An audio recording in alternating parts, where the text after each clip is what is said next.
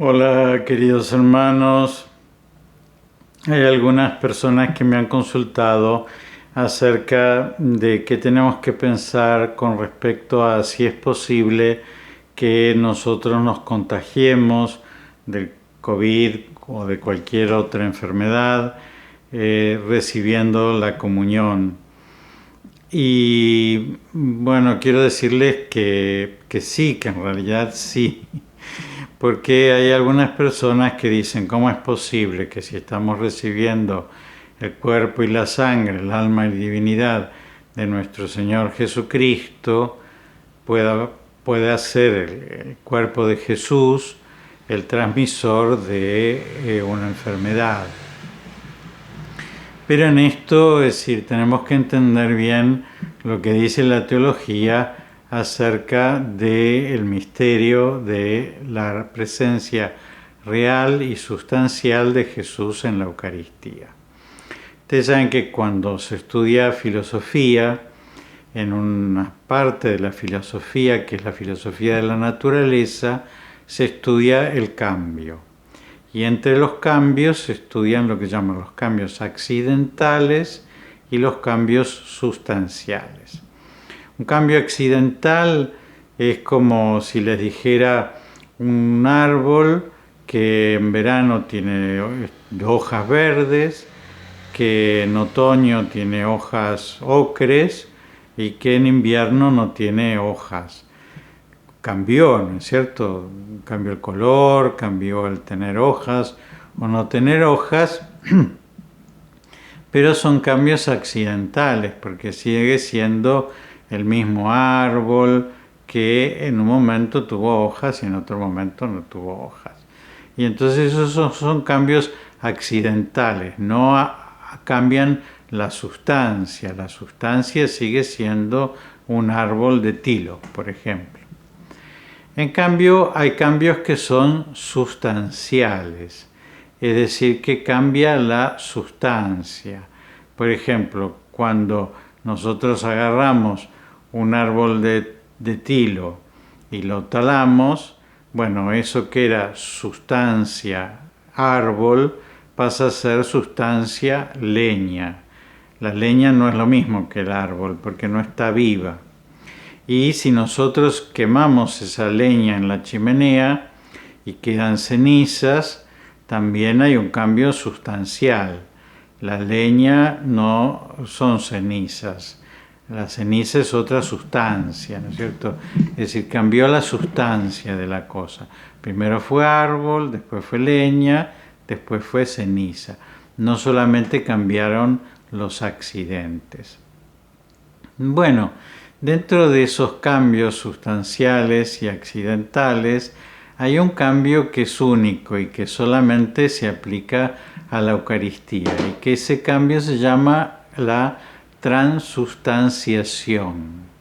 Es decir, cambia la sustancia, pero se mantienen los accidentes. Entonces se mantienen los accidentes del pan y del vino, y entonces uno que ve pan lo prueba y el sabor es sabor a pan, es sabor a vino, tiene el color del vino, tiene el aroma del vino, tiene el gusto del vino, pero sin embargo la sustancia que estamos recibiendo bajo esas especies de pan y vino es la sustancia del cuerpo, la sangre, el alma y la divinidad de nuestro Señor Jesucristo. Pero hay cosas que afectan a los accidentes. Entonces, por ejemplo, ¿el pan engorda? Sí, engorda.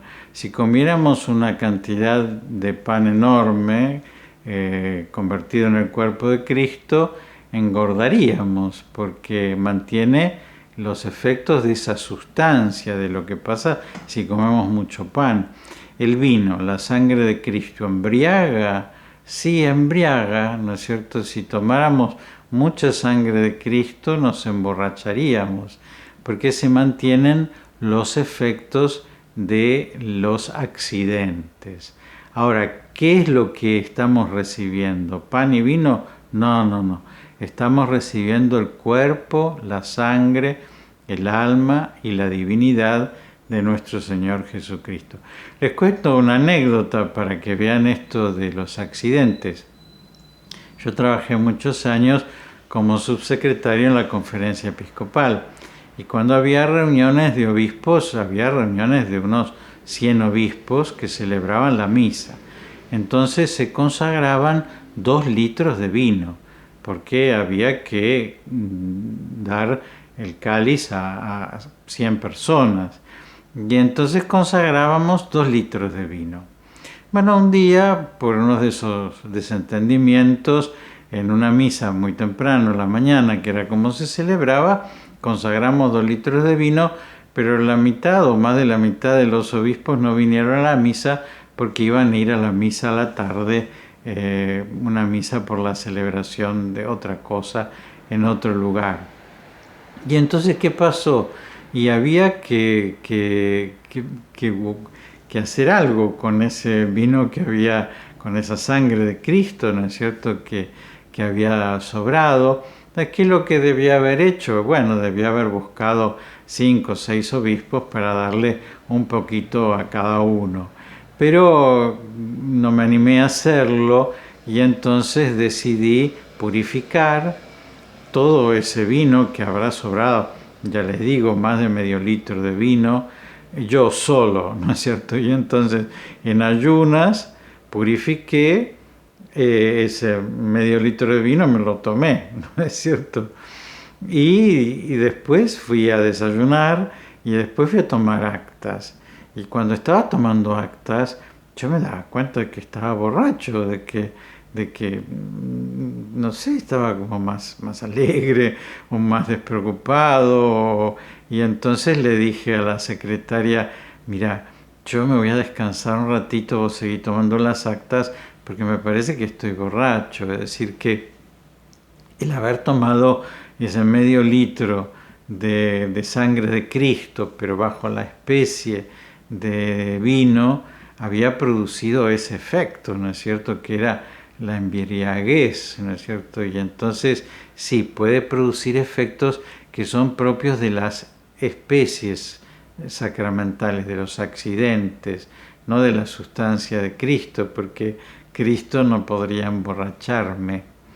Pero también, por ejemplo, es común que en las hostias, si pasa mucho tiempo, se puedan enmohecer, por ejemplo, se puedan humedecer, y entonces por eso hay que cambiar el Santísimo cada tantos días, ¿no es cierto? No hay que guardar un Santísimo eternamente sin reponerlo cada tanto, porque puede llegar a ser que pase que se enmohezca, que tenga humedad.